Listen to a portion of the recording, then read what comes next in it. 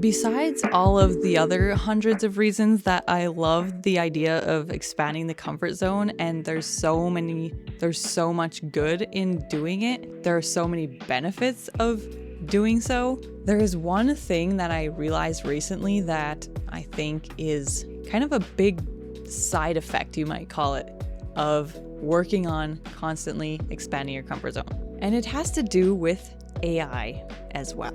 Yes, we're talking about AI again because it's just everywhere. It's unavoidable, and it's a huge part of not only the future, but the present.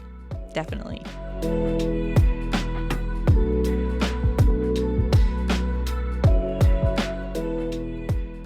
Hey, my name is Darz. Thanks for being here. I am working on growing my comfort zone, of course. That is emotionally, as I come from a stoic Finnish background. Physically, as I'm working on growing my muscles and becoming stronger.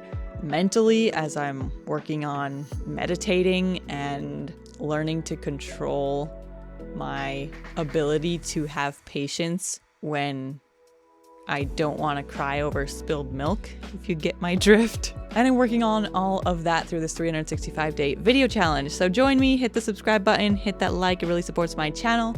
And let's talk about the huge realization I had about working on expanding the comfort zone. So I was listening to a podcast, Gary Vaynerchuk, if you don't know him.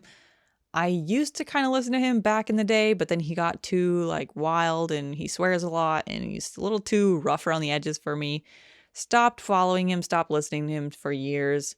He recently came up on my feed again because I was researching marketing and how I can help with marketing and improving, just learning about marketing basically for my role at work, but also for personal reasons because, of course, it's nice to learn how to market. It's kind of like everywhere. Everybody's doing it in influencing, across social media, everything. He was talking about AI, how it is everywhere, how it's not the future, it is the present. And he says everyone should have ChatGPT installed on their phone, downloaded on their phone. Is it weird to say installed now? Does that make me sound old? Okay. Oh gosh. I used ChatGPT at work. Now I use a different AI called Perplexity. But anyway, it's an AI. I don't know what the word is even. Chat bot or something.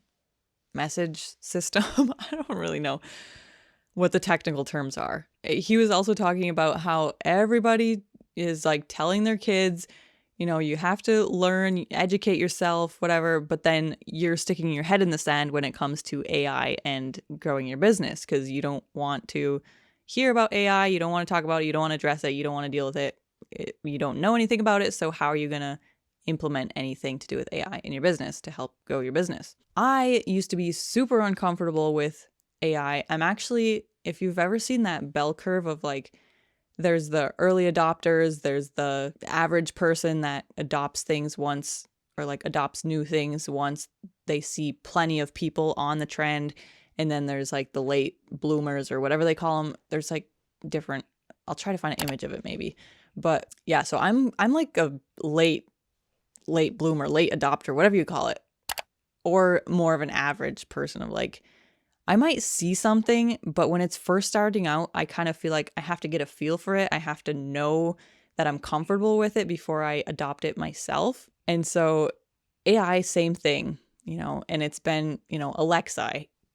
I don't see myself getting one anytime ever, but who knows? You never know.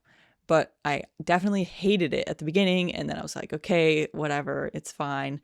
And now I'm just I'm probably not going to get it, but maybe I will. But in so many ways, in so many forms, I have definitely been late to the trends. Skinny jeans, same thing. I hated skinny jeans when they came out first. Well, that wasn't even the first time because obviously they used to be a trend. Trends always cycle through and repeat themselves. But when I was in middle school and they were becoming trendy, I hated them. I was like, I'm never going to wear those. And then I started liking them, and then I finally bought myself some, and now I wear skinny jeans quite a bit.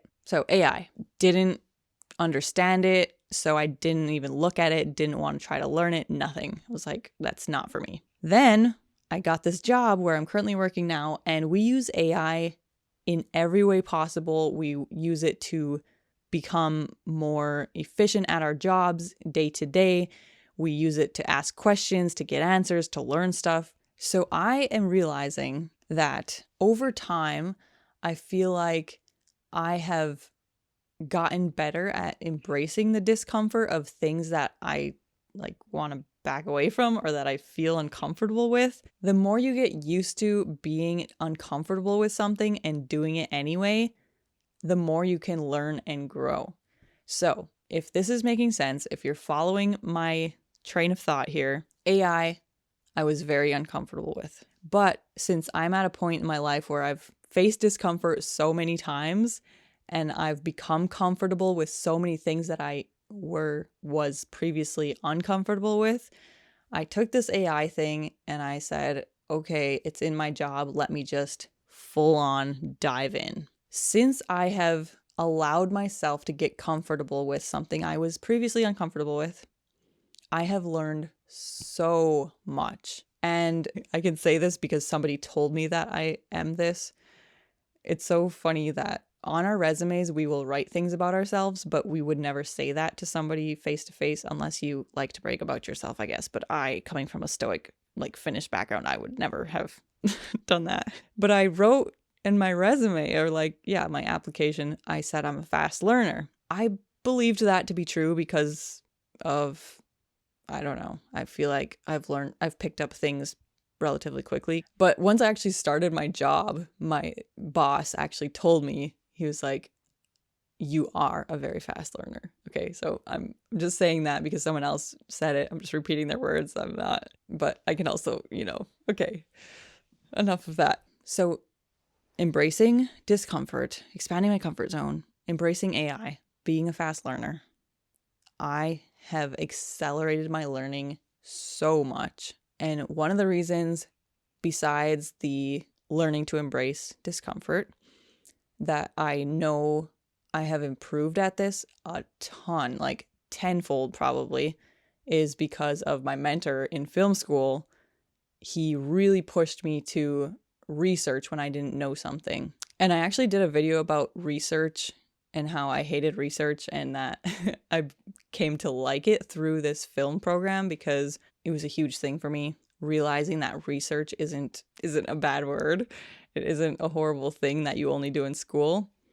It's actually a way that you learn. And funny story, I feel like this is sort of getting kind of long and windy, but just bear with me, okay? Another side story about this. I was hanging out with some film friends at one point, and there was some question about, there was talk about Texas, because we were all in Texas, and how Texas is like pieces of everything, but like it's second.